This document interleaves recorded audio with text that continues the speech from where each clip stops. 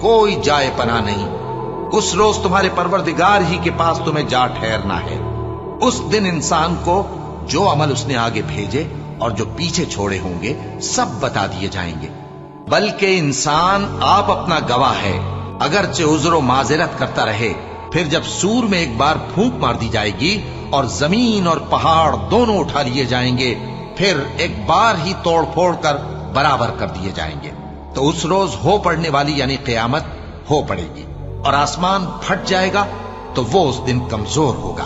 اور فرشتے اس کے کناروں پر ہوں گے، اور تمہارے پروردگار کے عرش کو اس روز 8 فرشتے اپنے اوپر اٹھائے ہوں گے۔